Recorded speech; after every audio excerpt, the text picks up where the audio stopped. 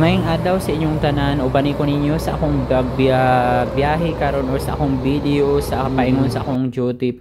Pangtulo na dai na ako ni kaadlaw pagbalik sa akong trabaho. So naa ay diri dapit among accommodation sa Sheraton Hotel. So lakaw ra na siya sa among accommodation. So naa sa unahan ang kanang tram station, which is dito ko maghulat. So mao to, naglakaw lang ko tapos maghulat ng dayon ko nag-tram or train pasakay sa akong trabaho. So buntag dai ni alas 6 sa buntag. So alas 7 ang akong duty. Tapos mauna alas 6 muhawa na ko para di na ko magkarakara. So niabot na ang tram, ni sakay na dayon ko. So ang mauna ang kuan diri transportation, tram or bus, mauna ang sakyanan diri. Tapos naglakaw na dayon ko or nagbiyahe na ko payon sa akong kanang duty, kay mga layo-layo pod biya to, mga 30 minutes ang 20 to 30 minutes depende sa kuan sa dagan sa train. Tapos para dili na ko magkarakara kay mag-ilis pa kog uniform dito sa locker. Diri ay sa Croatia kay mahal ang mga palitunon kung bag-o pa ka, makanang murag makuratan ka kay kanang i-convert nimo ang piso to euro. So ang piso karon kay moabot ang 1 euro moabot og 60 to 64 ang euro. So mao ni siya pa nagabot na dai ko ani sa station nga dapit dool sa among hotel. So dili dai siya diretso no sa among hotel, maglakaw pa ko ana 5 to 10 minutes paingon sa hotel nga akong gitarbahoan dira dapit na kuan karsada, unahan pa siya. Tapos mao to ang mga palitunon diri, mahal pud no kung mabaguhan ka. Pero kung magtrabaho ka sa mga hotel kay free food man ka, makatipid-tipid ka kay usahay kay kanang naama ko sa kusina, makatala pud ko og kanang mga sobra-sobrang mga pagkaon. Basta kanang sa buffet nga sobra pwede man na nimo pa. Basta mananghid lang ka sa imong chef para dili ka makasabaan. Pero sa amo kay allow man mi gadala gani kog mga sobra-sobra para na ako sa hanang sudano na pag-abot sa balay, rice na akong kuanon lutoon. Tapos makasave na ka og kanang mga panood-an nimo kay kung magpalit pa ka mahal siya, as in mahal. Tapos mao to, daghan pa kay mga hitabo sa ato diri no. Akong i-share akong kaagi kay kanang bag-o pa ko nakabalik sa akong trabaho. Kay sa una kuan diri ra gyapon ko nga hotel, actually dili na ko unta diri nga hotel magtrabaho, sa grocery na unta ako. So duha na akong employer, ang hotel ug ang katong grocery. So naa na di ay ko ani sa locker no, nag-ilis na ko. So dili di ay mi pwede magkanang uniform daan sa balay. So mao na among uniform na ami chef jacket, tapos naadain mi kanang murag hairnet nga kalo. Tas hatag na siya, free na siya tanan. Dayon mauday ni among duty sa dutihan. Naaday ko kauban diri nga Nepal si mama. Mama akong tawag kay tigulang na siya, katrabaho gyapon siya, 50 na yang edad. Tapos dili lang mi magkasinabot ani kay kanang dili siya kasabot og English. So ga video ko ani kay wala man among chef ani. Pero bawal ba na siya, pero patago lang ko kay nagtabang-tabang man ko kay mama. Tapos akong cellphone gipatindog lang na ako. So gitabangan ako si mama kay daghan na kaayo siya hugasan nga mga basta plato, mga kutsara, mga baso naa dira sa side. Tapos ang ako dito sa pikas, mga kaldero, mga butanganan, mga chafing dish, basta tanan-tanan na siya nga hugasan. Tapos pag wala ko ibuhaton dito sa pikas kay ako dayong tabangan si mama kay basi matambakan siya. So balik ta sa mga kuan palitunon, mahal gyud ang palitunon diri. Parean ang seafoods, mahal na siya diri. Ambot lang kay kanang duol man sila sa mga dagat pero wala kay sila mga isda. Bihira lang isda diri, tapos bihira ra pud ang gulay. Ang naay gulay diri nga always kay talong nga dagko, tapos kanang cabbage, maura. Wala kay sila mga unlike sa Middle East nga naagid sila tanan string beans, mga ampalaya diri wala kaayo, seasonal diri sa ilang lugar.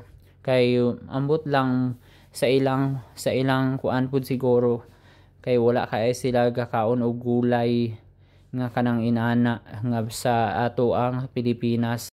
So ikwento dai na ako nganong naduha akong employer. So inani dai ang nahitabo o katong pag-ani ay katong kuan November naguli na mi ani diri sa city kay kanang winter naman siya, tapos nag-close na ang hotel dito sa isla. So gibalik mi diri sa city, tapos gisalpak mi diri sa kanang sister company sa hotel. So mao to, tapos gi-process akong working permit.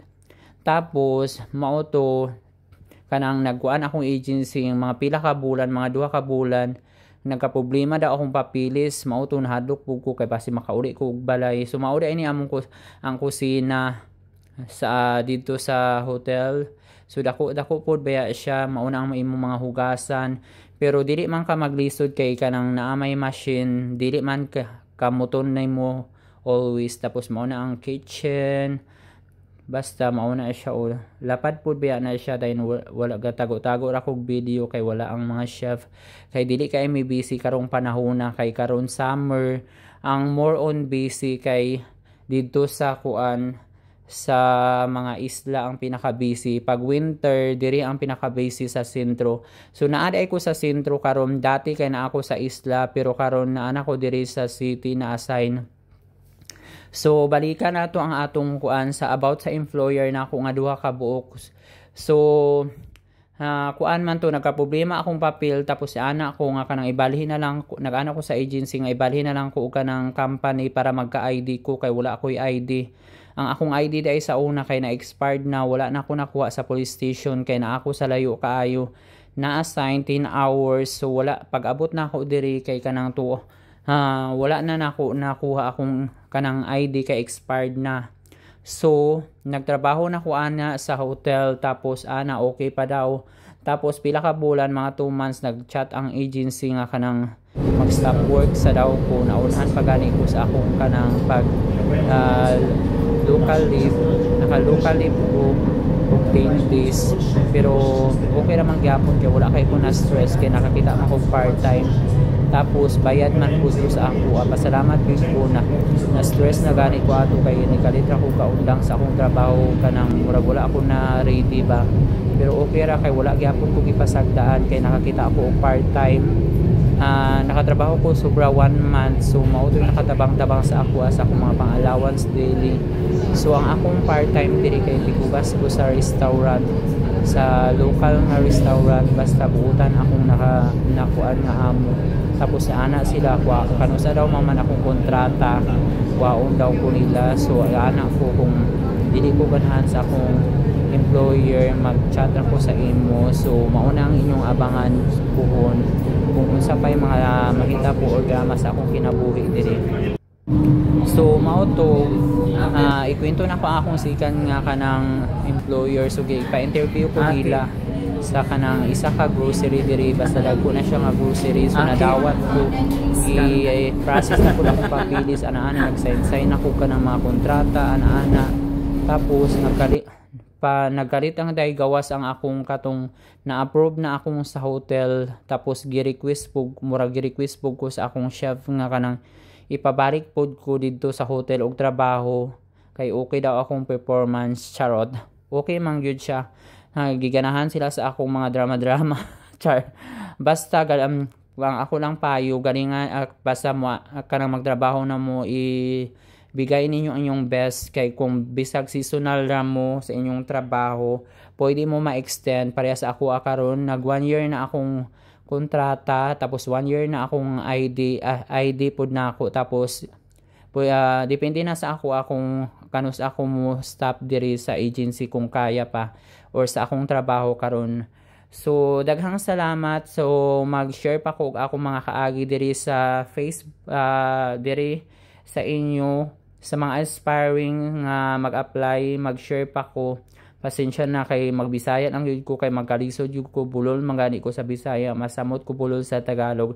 So magbisaya na lang yun ko. So mauni ang mga kauban na aday may ibang lahi diri nga kauban, mga Sri Lankan, Colombian, Filipino, pero ang daghan yun nga sa among hotel is more on Filipino sa kitchen. Tapos mga local na dayon. So ang trabaho ay nako diri ay kitchen helper. Tapos lahi-lahi ang trabaho.